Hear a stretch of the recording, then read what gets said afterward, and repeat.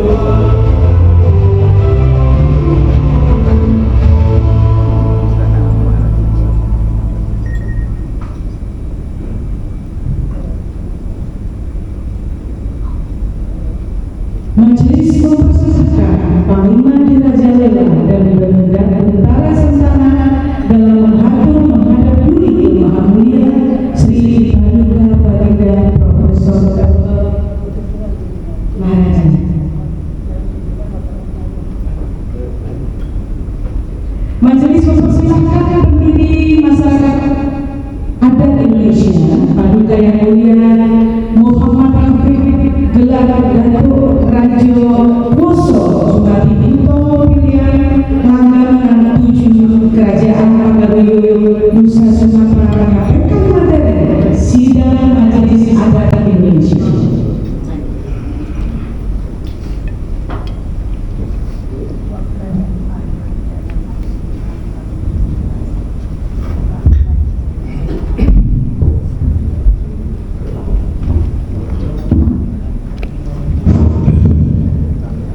Terima kasih Yang Mulia Maharaja Munawwarman. Assalamualaikum warahmatullahi wabarakatuh. Om Swastiastu, Namo Buddhaya, salam kebajikan. Yang saya muliakan Maharaja Munawwarman, Kutai Munawwarman, kerajaan tertua di Nusantara. Yang saya muliakan para sultan, raja, datu, tokoh adat, para panglima, seluruh tokoh adat, pimpinan di masyarakat adat Nusantara. Salam dan takzim disusun jari yang 10. Salam dan hormat dari saya. Perkenalkan, nama saya Muhammad Rafiq, gelar Datuk Rajo Kuaso. Saya baru dilewatkan 3 bulan yang lalu oleh kaum saya, masyarakat saya. Masyarakat saya, kalau di ranah Minang itu nama sukunya Simabua, alias atau artinya itu harimau yang kuning. Kebetulan gelar yang saya pegang ini merupakan salah satu 7 datuk pendiri Kerajaan Pagaruyung, 7 datuk menteri di Pagaruyung, atau yang disebut dengan Langgam dan 7 Koto Piliang Kerajaan Pagaruyung, yang bergelar Cumati Koto Piliang. Izin Yang Mulia, saya menjelaskan sedikit perihal internal kita. Langgam pertama Palitahan Koto Piliang, langgam kedua Harimau Campo Koto Piliang, langgam ketiga Pasak Kongkong Koto Piliang, langgam keempat Pardamaian Koto Piliang, langgam kelima Cumati Koto Piliang, langgam keenam Camin Tarui Koto Piliang, langgam ketujuh Gajah Tongga Koto Piliang. Ini merupakan 7 menteri yang paling berperan di Kerajaan Pagaruyung, selain Basa 4 Balai. Basa Balai itu kalau sekarang ibaratnya seperti Menko. Lalu di Pagaruyung itu ada Raja 3 Selo, Raja Alam, Raja Adat, Raja Ibadat. Alhamdulillah sampai sekarang kosong. Jadi saya pertegas ya, Pagaruyung belum ada rajanya, sultannya belum ada. Pewaris ada, dan alhamdulillah hanya saya satu-satunya menteri yang resmi di Pagaruyung. 6 yang lain pun masih kosong.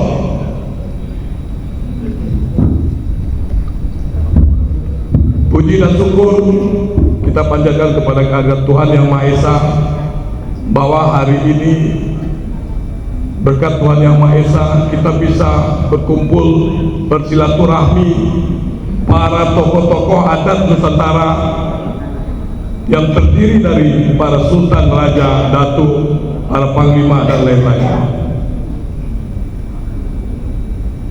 Terima kasih sebesar-besarnya kita ucapkan kepada Maharaja Kutai Munawwarman yang telah memberikan kesempatan kepada saya mewakili para pendiri Majelis Adat Indonesia. Pada kesempatan ini saya akan menyampaikan sedikit konsep tentang Majelis Adat Indonesia yang insya Allah mungkin beberapa bulan ke depan kita akan deklarasikan bersama.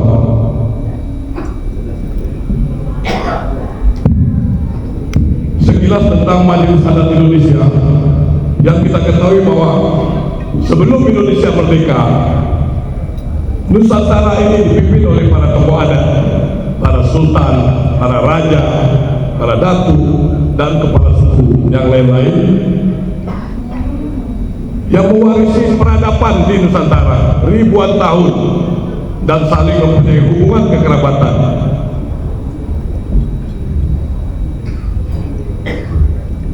Jadi masyarakat adat adalah pemilik saham asli Republik Indonesia. Ini yang perlu kita pertegas. Kita ini adalah pemilik saham asli Negara Kesatuan Republik Indonesia. Masyarakat adatlah yang berjuang dulu melawan para penjajah. Bukanlah kelompok-kelompok yang sekarang mengatasnamakan ormas ataupun segala macam. Masyarakat adat, leluhur kita dengan darah mempertahankan Nusantara, walaupun dengan berbagai dinamika akhirnya sepakat mendirikan Negara Kesatuan Republik Indonesia di tahun 1945. Kita semua merupakan turunan para pahlawan, leluhur kita, para pahlawan yang telah tewas berjuang melawan para penjajah di zaman dahulu, mulai dari sejak zaman abad ke-6 sampai 1945. Berbagai macam invasi, leluhur kita lah yang mempertahankan Nusantara ini dengan darah. Jadi masyarakat Indonesia adalah pemilik saham asli Indonesia.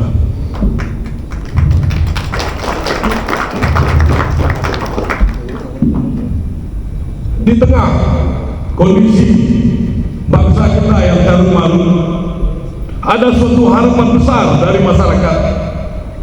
Mereka merindukan lahirnya, bangunnya sang harimau masyarakat adat Indonesia yang selama ini mungkin kita terlena, lupa. Tapi hari ini kita semua harus bangun dari tidur, berperan, ikut serta memajukan Negara Kesatuan Republik Indonesia. Kita ini punya hak, dan secara konstitusi perihal masyarakat adat pun tertuang di Undang-Undang Dasar 45. Kami dari Jakarta, beberapa pendiri Majelis Adat Indonesia, mengajak semua masyarakat adat untuk bersatu di dalam naungan Majelis Adat Indonesia. Kalau ulama dengan MUI-nya, kita adat dengan MAI-nya. Adat bukan hanya sekedar lenong, maaf, hanya sekedar dipajang-pajang untuk acara pariwisata dan kebudayaan. Nggak bisa. Adat harus hadir, ikut masuk, berperan di dalam pemerintahan Negara Kesatuan Republik Indonesia. Harus berani mengkritisi, harus berani berkata benar, dan punya nilai tawar yang sangat kuat. Supaya nilai tawarnya kuat, makanya saya mengajak semua dari Sabang sampai Merauke, masyarakat adat ini bersatu semua dalam Majelis Adat Indonesia menjadi suatu energi baru perubahan yang akan membawa Indonesia lebih baik ke depan, Indonesia emas di 2035. Itulah sekilas sedikit latar belakang lahirnya Majelis Adat Indonesia, bahwa sudah saatnya sang komisaris, pemilik saham asli Indonesia ini bersatu dan tampil ke depan dan ikut berperan di dalam, sehingga harapan masyarakat kita, cita-cita para pahlawan kita, pendiri bangsa kita, bisa kita realisasikan dengan secepat mungkin dan tempo singkat-singkatnya, sesuai dengan visi-misi para founding-father kita, proklamator kita, Soekarno-Hatta. Mungkin itu yang mulia dari saya sedikit. Kita akan buat konsep manajemen Majelis Indonesia yang berbeda dengan yang sebelum-sebelumnya. Kita akan mengambil sedikit tentang struktur lembaga PBB Jadi di Majelis Adat Indonesia ini seluruh sultan raja-raja kepala adat itu ada di Dewan Agung. Di bawahnya ada nanti Dewan Adat Harian yang menggerakkan roda organisasi. Atas musyawarah merupakan para Dewan Agung, sultan-sultan. Dan kita akan membangun basis-basis sampai level desa-desa adat, sehingga kekuatan Majelis Adat Indonesia ini menjadi besar dan diperhitungkan di Indonesia. Mungkin itu dari saya yang mulia. Mohon maaf kalau ada kata yang salah. Saya susun jari dan 10. Assalamualaikum warahmatullahi wabarakatuh.